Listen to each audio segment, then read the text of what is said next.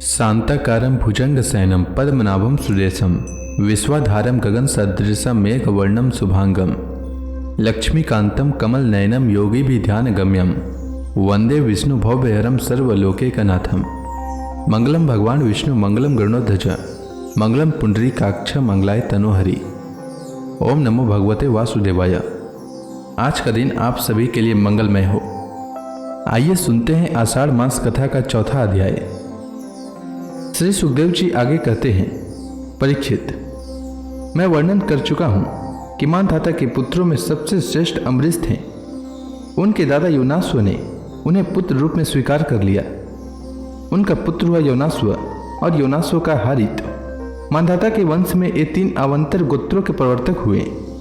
नागों ने अपनी बहन नर्मदा का विवाह पुरुकुत्स से कर दिया था। नागराज वासुकी की आज्ञा से नर्मदा अपने पति को रसातल में ले गई। वहां भगवान की शक्ति से संपन्न होकर पुरुकुत्स ने वध करने योग्य गंधर्वों को मार डाला। इस पर नागराज ने प्रसन्न होकर पुरुकुत्स को वर दिया कि जो इस प्रसंग का स्मरण करेगा वह सर्पों से निर्भय हो जाएगा। राजा पुरुकुत्स का पुत्र त्रसदस्यु था। उसके पुत्र हुए अनरण्य, अनरण्य के हर्याश्व, उसके अरुण और अरुण के त्रिबंधन हुए। त्रिबंधन के पुत्र सत्यव्रत हुए। यही सत्यव्रत त्रिशुंक के नाम से विख्यात हुए। यद्यपि त्रिशुंक अपने पिता और गुरु के शाप से चांडाल हो गए थे, परंतु विश्वामित्र जी के प्रभाव से वे सत्सदी स्वर्ग में चले गए। देवताओं ने उन्हें वहां से ढकेल दिया और वे नीचे को सिर किए हुए गिर पड़े, परंतु विश्वामित्र जी ने अपने तपोबल से उन्हें आकाश में ही स्थिर कर दिया। वे अब भी आकाश में लटके हुए दिखते हैं। त्रिशुंक के पुत्र थे हरिश्चंद्र। उनके लिए विश्वामित्र और वशिष्ठ एक दूसरे को शाप देकर पक्षी हो गए और बहुत वर्षों तक लड़ते रहे। हरिश्चंद्र की कोई संतान न थी। इससे वे बहुत उदास रहा करते थे। नारद के उपदेश से वे वरुण देवता की शरण में गए और उनसे प्रार्थना की कि प्रभु, मुझे पुत्र प्राप्त हो।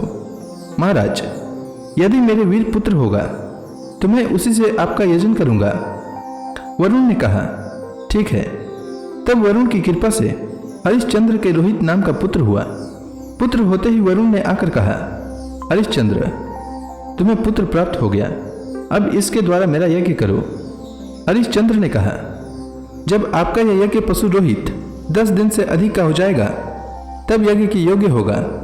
10 दिन बीतने पर वरुण ने आकर फिर कहा, अब मेरा यज्ञ करो।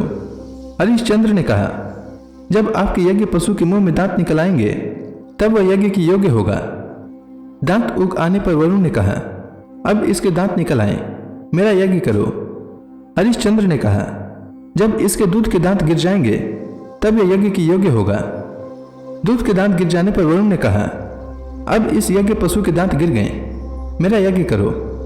हरिश्चंद्र ने कहा, जब इसके दोबारा दांत आ जाएंगे तब यह पशु यज्ञ के योग्य हो जाएगा। दांतों के फिर उगाने पर वरुण ने कहा, अब मेरा यज्ञ करो। हरिश्चंद्र ने कहा, वरुण जी महाराज, क्षत्रिय पशु तब यज्ञ की योग्य होता है जब वह कवच धारण करने लगे। परीक्षित, इस प्रकार राजा हरिश्चंद्र पुत्र के प्रेम से हिला हवाला करके समय टालते रहे। इसका कारण यह था कि पुत्र स्नेह की फांसी ने उनके हृदय को जकड़ लिया था। वे जो समय बताते वरुण देवता उसी की बात देखते। जब रोहित को इस बात का पता चला कि पिताजी तो मेरा बलिदान करना चाहते हैं, तब वह अपने प्राणों की रक्षा के लिए हाथ में धनुष लेकर वन में चला गया। कुछ दिन के बाद उसे मालूम हुआ कि वरुण देवता ने रुष्ट होकर मेरे पिताजी पर आक्रमण किया है, जिसके कारण वे महोदर रोग से पीड़ित हो रहे हैं। तब रोहित अपने नगर की ओर चल पड़ा, परंतु इंद्र ने आकर उसे रोक दिया। उन्होंने कहा, बेटा रोहित, यज्ञ पशु बनकर मरने की अपेक्षा तो पवित्र तीर्थ और क्षेत्रों का सेवन करते हुए पृथ्वी में विचरना ही अच्छा है। इंद्र की बात मानकर वह 1 वर्ष तक और वन में ही रहा। इसी प्रकार दूसरे, तीसरे, चौथे और 5वें वर्ष भी रोहित ने अपने पिता के पास जाने का विचार किया, परंतु बूढ़े ब्राह्मण का वेश धारण कर हर बार इंद्र आते और उसे रोक देते। इस प्रकार 6 वर्ष तक रोहित वन में ही रहा। 7वें वर्ष जब वह अपने नगर को लौटने लगा तब उसने अजिगर्त से उसके मंझले पुत्र सुनहसेब को मोल ले लिया और उसे यज्ञ पशु बनाने के लिए अपने पिता को सौंपकर उनके चरणों में नमस्कार किया। तब परम यशस्वी एवं श्रेष्ठ चरित्र वाले राजा हरिश्चंद्र ने महोदर रोग से छुटकर पुरुष मेध यज्ञ द्वारा वरुण आदि देवताओं का यजन किया। उस यज्ञ में विश्वामित्र जी होता हुए परम संयमी जमदग्नि ने अध्वर्यु का काम किया। वशिष्ठ जी ब्रह्मा बने और अयासी मुनि सामगान करने वाले उद्गाता बने। उस समय इंद्र ने प्रसन्न होकर हरिश्चंद्र को एक सोने का रथ दिया था। परीक्षित, आगे चलकर मैं सुनश्चेप का महात्म्य वर्णन करूंगा। हरिश्चंद्र को अपनी पत्नी के साथ सत्य में दृढ़तापूर्वक स्थित देखकर विश्वामित्र जी बहुत प्रसन्न हुए। उन्होंने उन्हें उस ज्ञान का उपदेश किया जिसका कभी नाश नहीं होता।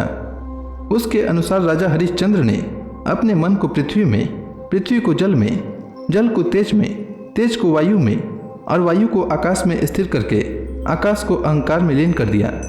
फिर अहंकार को महत्त्व में लीन करके उसमें ज्ञान कला का ध्यान किया और उससे अज्ञान को भस्म कर दिया। इसके बाद निर्वाण सुख की अनुभूति से उस ज्ञान कला का भी परित्याग कर दिया और समस्त बंधनों से मुक्त होकर वे अपने उस स्वरूप में स्थित हो गए जो न तो किसी प्रकार बतलाया जा सकता है और न उसके संबंध में किसी प्रकार का अनुमान ही किया जा सकता है। तो इसी के साथ यह अध्याय समाप्त हुआ। इसके आगे की कथा मैं कल के अध्याय में सुनाऊंगा। तब तक के लिए भगवान हरि का नाम लेते रहें। तो प्रेम से बोलिए भगवान विष्णु की जय, श्री कृष्ण भगवान की जय, समस्त देवी देवताओं की जय।